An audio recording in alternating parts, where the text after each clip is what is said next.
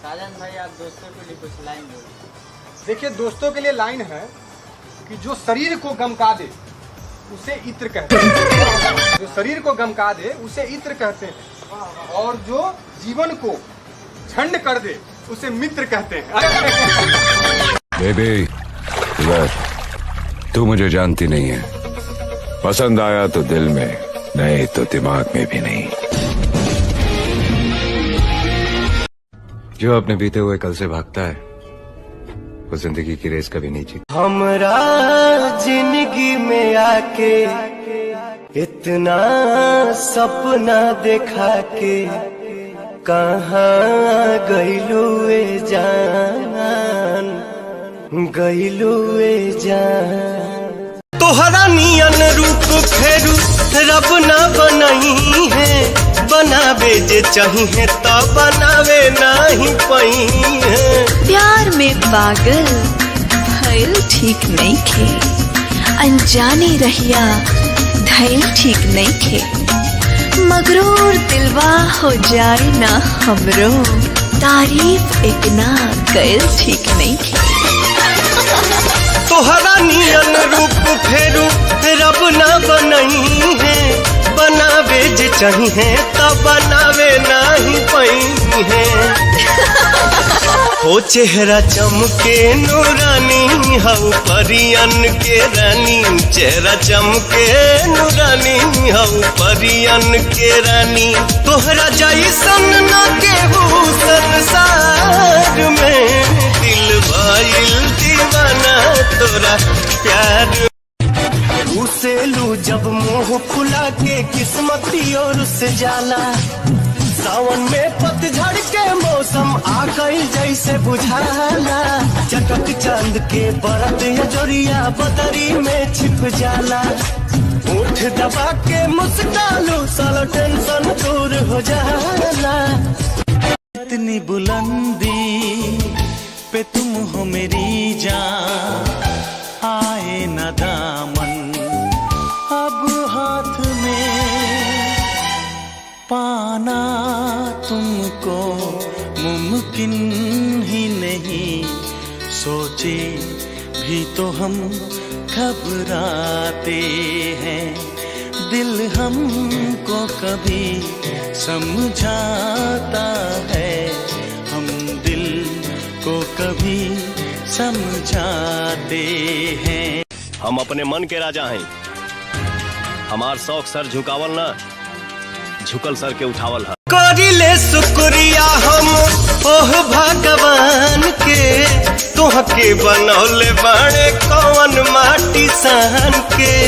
दिल में मोहब्बत जगा दिहला राजा, आपन दीवानी बना लिहला राजा। रुपवा के हमरे बड़ाई तुका के, चार चांदे पे लगा दिहला राजा। करिले शुक्रिया हम ओह भगवान के, तोहके बनौले बाड़े कौन माटी सान के। हो रूप ऐसन बुझाला देखी सूरज ल जाला, रूप ऐसन बुझाला देखी सूरज ल जाला। जैसे चंदा उगल दरिया में, दिल भइल दीवाना तोरा प्यार। उसे लू जब मुंह फुला के किस्मती और से जाला, सावन में पतझड़ के मौसम आ गई जैसे बुझाला। चटक चांद के बरत जोरिया बदरी में छिप जाला, उठ दबा के मुस्कालू सालो टेंशन दूर हो जाला। साजन भाई। हाँ भाई। कल दोस्त का शादी है। अच्छा। क्या पहने? हाँ। कि सब आदमी देखते रहे। अच्छा। और किसी का नजर ना हटे। अच्छा। ये भाई बोल रहा है कि क्या पहने किसी का नजर नहीं हटे, हम बोल रहे हैं भाई पेटीकोट पहन लो, किसी का नजर नहीं हटेगा, भैया कसम सब देखते रहेगा। भाई कल मेरे घर में 2 बिल्ली आई, ठीक है, दोनों में झगड़ा हो गया। दोनों में झगड़ा होने के बाद एक बिल्ली पानी में गिर गई, तो क्या कहा होगा बिल्ली? भाई पता नहीं, तू बता। असली है तो हेलो साजन भाई पूछते। साजन भाई बताइए तो नकली है असली? ये नोट असली है कि नकली आप जानना चाहते हैं? हाँ। अच्छा गांधी जी दिख रहे हैं? अगर ये हम देखिए इसको देखते हैं। अरे महाराज, कहाँ चश्मा टूट रहा है? अगर चश्मा टूट जाता तो ये असली होता। चश्मा नहीं टूटा, ये नकली है। लाइए महाराज। हर महाराज।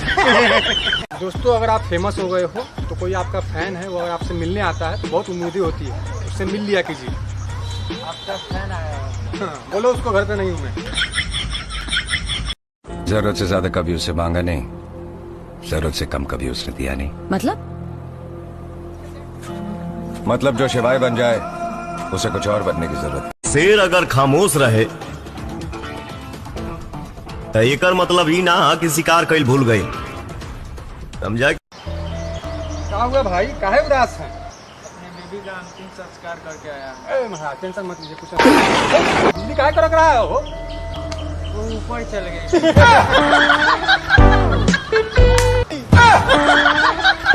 कौन है तू?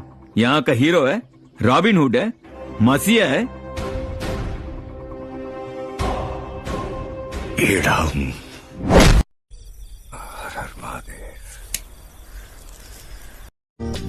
जवन बात बसवर की मैं गोर का करे, जवन बात बयान हरिया मैं अजोर का कर।